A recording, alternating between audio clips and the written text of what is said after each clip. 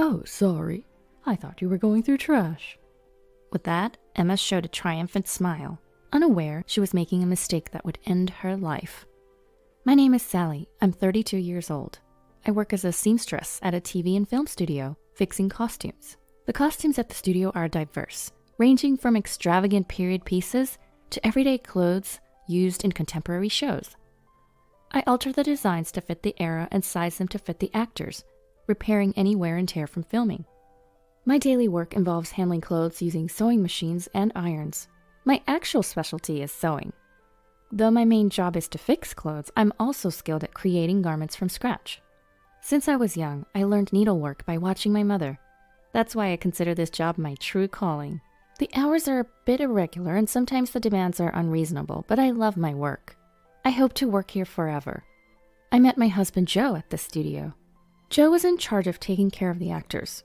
We're 3 years apart in age, and since we saw each other every day, we naturally grew closer over time.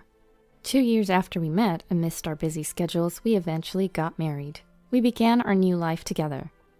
But just as the new life started, my mother suddenly fell ill and passed away, forcing Joe and I to postpone our wedding. Originally, we had planned a simple ceremony at a local church with just family, but the delay prompted us to save up for a proper wedding and honeymoon. Given our irregular work schedules, we thought it wasteful to rent a house just to sleep in. So to save for the wedding and honeymoon, Joe and I started living with his mother, Emma, at his family home. I lost my father early, and coincidentally, Joe had the same experience. My mother was the only surviving parent, and Joe worried about his mother living alone. I wanted to get along with Emma, but in hindsight, that was the beginning of a nightmare. Emma had no intention of getting along with me. In her eyes, I was no different from a thief who had stolen her son. As soon as we moved in, the harassment began.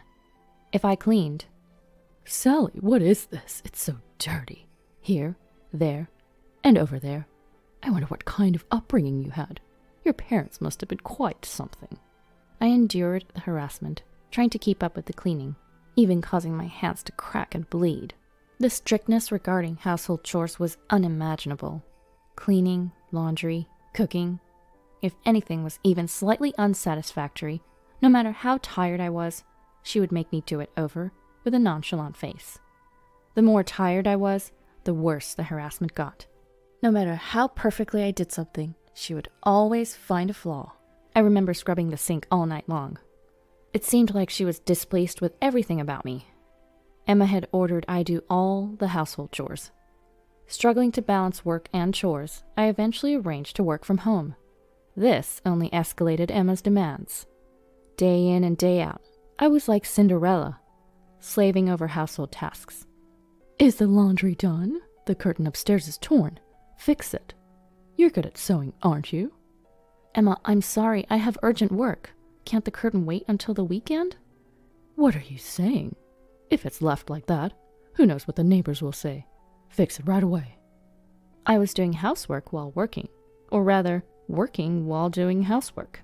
Oftentimes, I had to work through the night, because the chores never ended. Emma seemed to thoroughly enjoy watching me become more and more exhausted. She was a perfect sadist, torturing me with her harassment, especially during the daytime when Joe was not around. The relationship between Emma and I was like that of an owner and a maid. I did all the housework. I had pride and couldn't easily confide in Joe. I did my best to fulfill my role. But more than the physical strain of the chores, there was something even more mentally taxing. Occasionally, Emma would invite neighbors over for lunch, and those were truly like hell. Emma was even harsher in front of the neighbors. From their conversation, I could hear them bad-mouthing me. Seriously, she's such a terrible daughter-in-law. I have to educate her every single day. My son is blind to it, but I'm not fooled. She's just so unlikable and lacking in common sense. I listened to the neighbors' laughter, chiming in as if in agreement, and thought to myself, who's the one lacking common sense? Once housework is done, it's done, but their harsh words linger heavily on my heart. Honestly, I felt like I was reaching my limit every day. If this continued, I felt like I might lose my mind. But that wasn't all. Joe has an older sister, Sarah, who's 38. Sarah lived with her boyfriend in a nearby town. If I were to describe Sarah in one word, it'd be stingy. She would come to eat lunch at our house almost every day, probably to save money. The worst part was her unannounced visits. Since I never knew when she was coming, I couldn't have her portion of the meal ready. She would casually eat my food and leave. Everything she owned was hers. Everything at her parents' house was hers. She would just take anything that was at the house. Perfect. I was just running out of Kleenexes. I'll take these. But Sarah, I just bought those for Emma. Then I'd get a glaring look. What are you talking about? You're always home, aren't you? Just go buy more. Like mother, like daughter. It's a wonder how Jo turned out so well. The biggest problem was when she would take dinner ingredients without asking. Every time I had to stop my chores and work to go shopping again. One day, I couldn't take it anymore. Sarah, could you please let me know before you take something? Apparently, she told Emma about it. Did you tell Sarah not to come over anymore? What? No, I didn't say that. So you're saying Sarah's lying? Caught between Sarah's lies and Emma's cruelty. Emma alone would be hell. But when you put the two of them together, the mental burden continued. One day, As I passed by the room where the two were talking, I overheard them talking loud enough so I could hear. It's like having a free maid. How nice. I'm jealous. Send her to my house too. Maid? Am I not a daughter-in-law?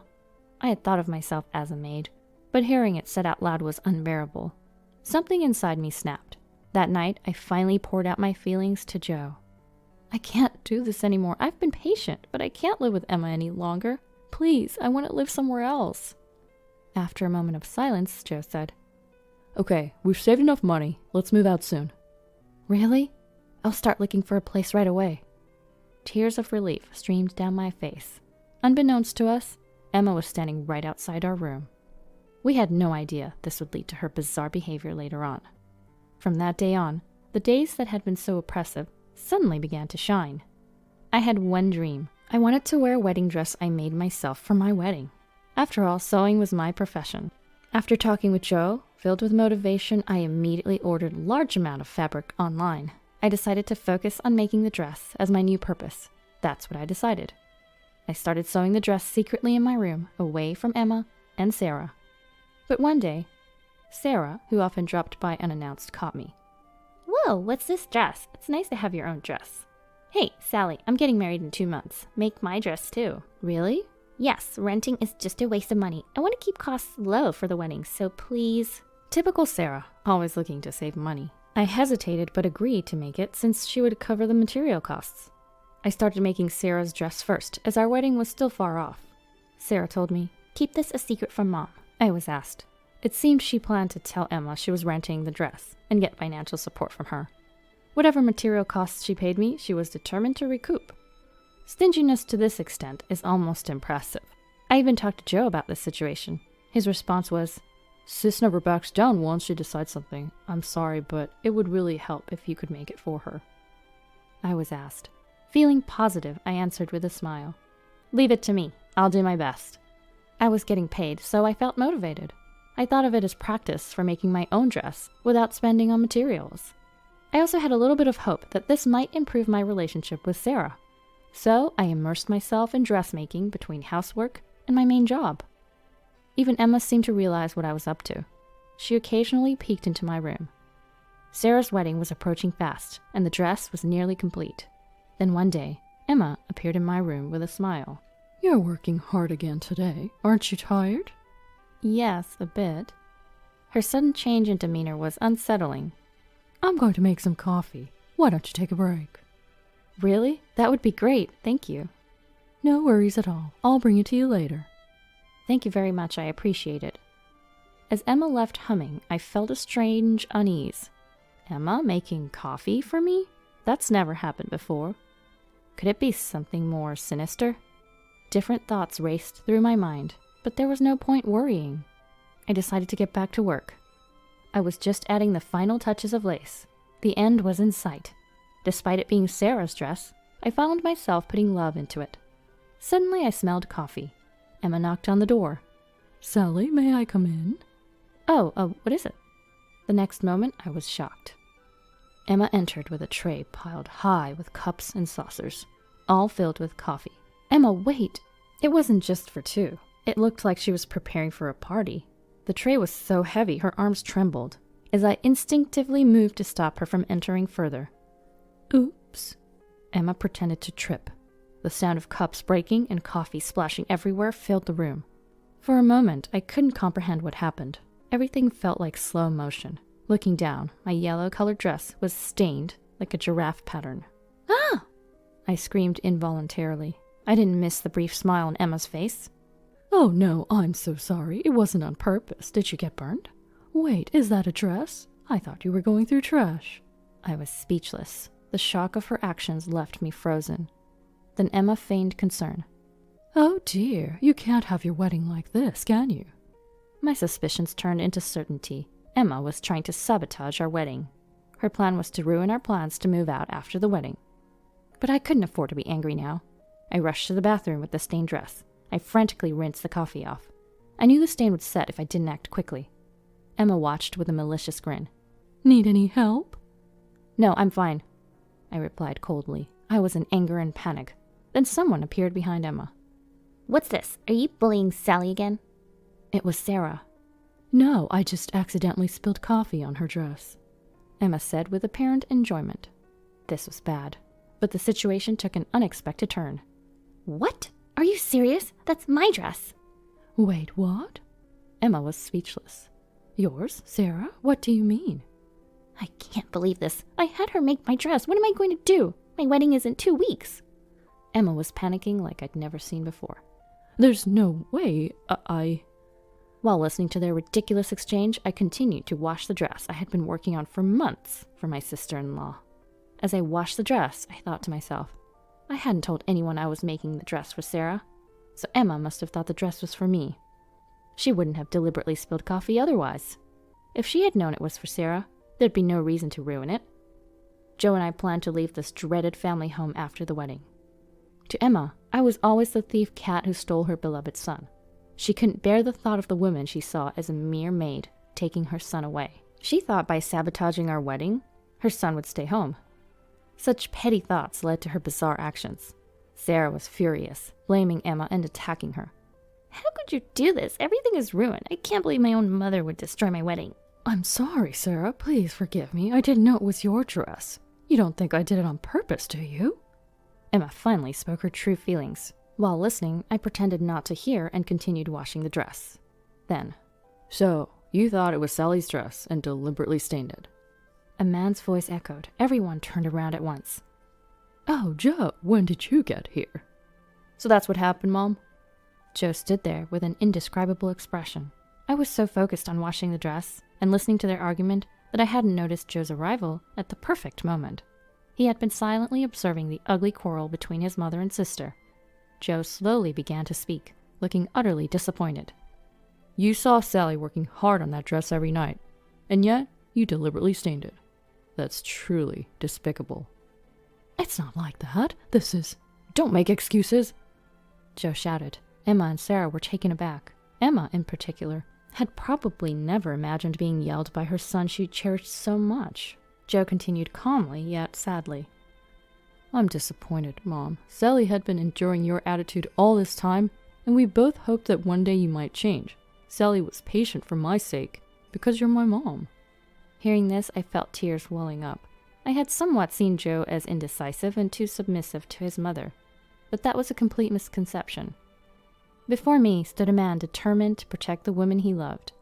Joe's firm stance, though out of place in the situation, made me fall for him all over again. He continued addressing Emma. And it all comes down to this? I can't just overlook it. Mom, sorry, but Sally and I are leaving this place as soon as possible. I plan to stay here until the wedding for your sake, but I can't stay any longer.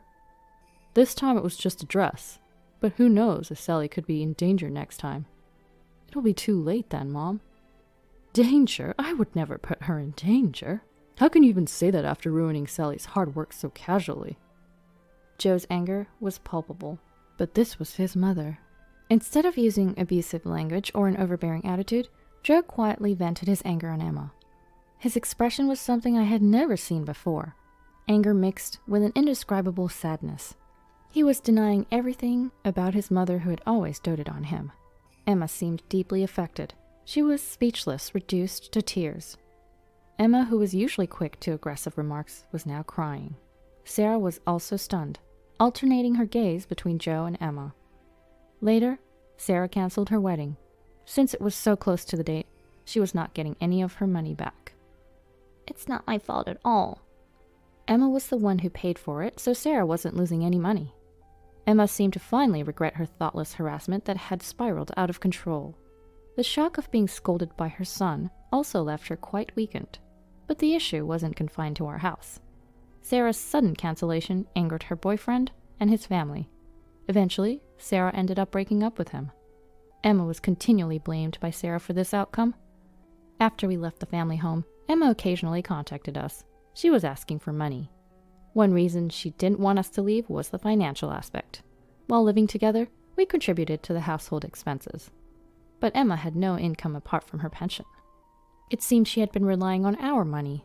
However, every time Emma called asking for money, Joe refused.